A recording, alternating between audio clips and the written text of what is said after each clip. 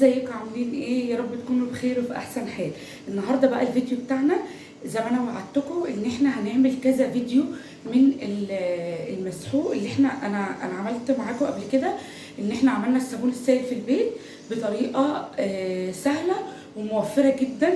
فالنهارده بقى ايه، انا بقى ايه يعني بحثت كده وشفت عرفت ان الشركه اللي هي هايلوكس اهي، شركه هايلوكس عامله الشركه دي حلوه جدا يا بنات، وعامله منتجات كتير جدا من المساحيق ديت.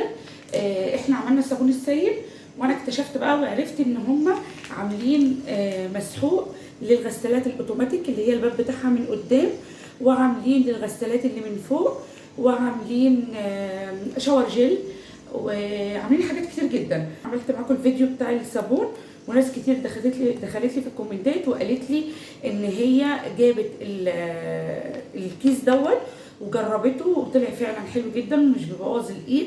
فالشركه دي كويسه جدا، اسمها شركه هاي لوكس، اسمها شركه هاي لوكس.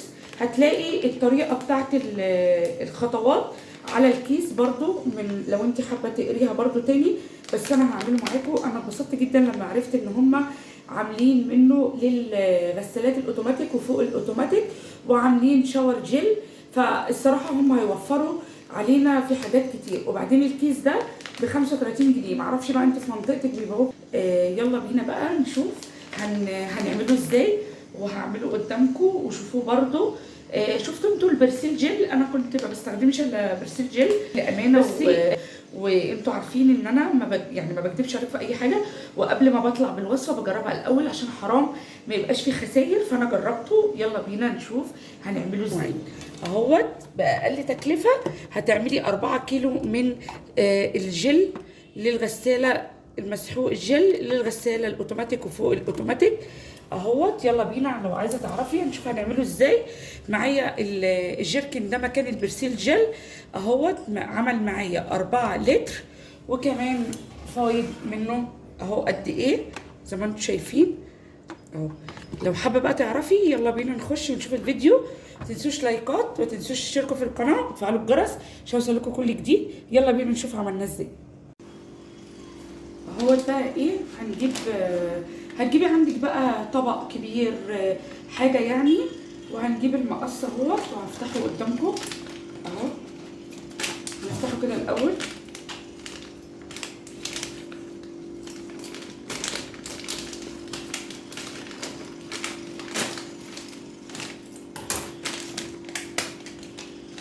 زي ما قلت لكم اهوت. بصوا يعني اول ما فتحته ريحته حلوه جدا. كيس جل وكيس باودر، يعني في كيس جل وكيس باودر اهو. بصوا كيس الجل ده اهو، هتجيبي بقى طبق واسع عندك او اي حاجه. تقريبا هو مفتوح اهو، مفتوح. بصي كيس الجل اهو هتفضيه اهو، كان مفتوح.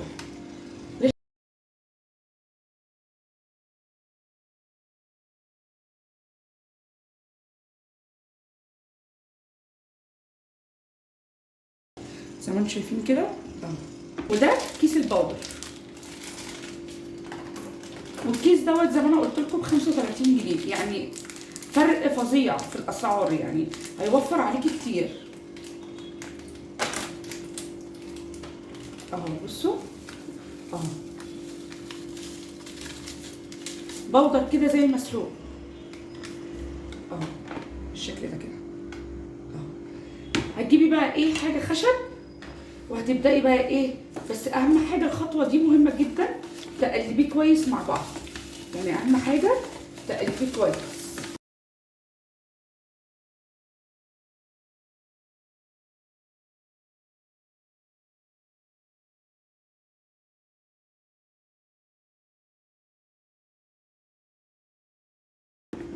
اهو. بصوا ريحته حلوه جدا اهو لغايه ما يسيل معاكي كده. ديت الازازه دي 2.5 لتر اللي هي بتاعت البيبسي. طبعا دي 2.5 لتر، هنزل بيها واحده واحده، يبقى كده هيتبقى معانا كام؟ هو 4 لتر، 2.5، وهحط ايه لتر كمان، يبقى 3.5 زي ما انا قلت لكم. عايزه تعمليه 4 عادي مفيش اي مشكله. هتنزلي بقى كده بالميه واحده واحده اهو وتقلبي. هو في الاول هيبقى خفيف معاكي كل ما تقلبي كل ما هيديكي نتيجه احسن. انك تنزلي كده بايد والتانيه الايد تقلب.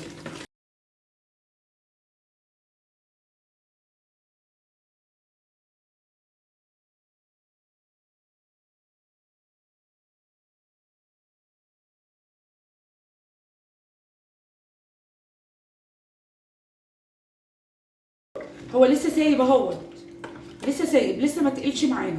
هنبدا بقى ايه، كل ما تنزلي بالميه اكتر بيتقل معاكي اكتر.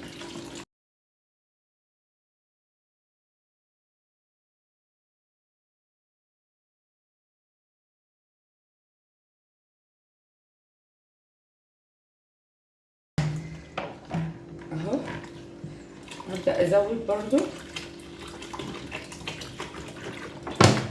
نزودها وبعد كده بقى ايه نقلب براحتنا اهو. نزلنا بقى ايه نقلب كده لغايه ما يتقل معايا خالص اهو زي ما انتم شايفين. بصوا بدا يتقل اهو.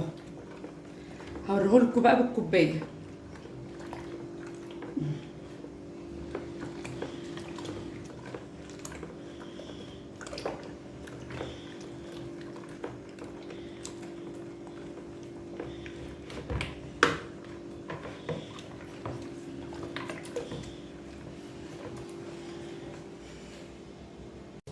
خلاص بقى كده انا عملته وسبته نص ساعه، حتى مكتوب على التعليمات ان انت لازم تسيبيه نص ساعه عشان يتقل معاكي.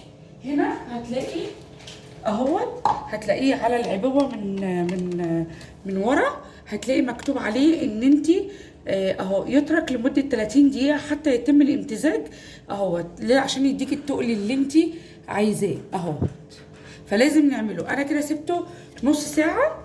بصي بقى بالشكل الجميل ده، بصي تقل اهو، بصي الجل اهو. بصي بقى عمل معانا كميه قد ايه، بصي الكميه اللي عملها معانا. يعني ب 35 جنيه هتعملي كميه بسم الله ما شاء الله اكتر من 4 كيلو. يعني ب 35 جنيه هتعملي 4 كيلو من برسيل الجل.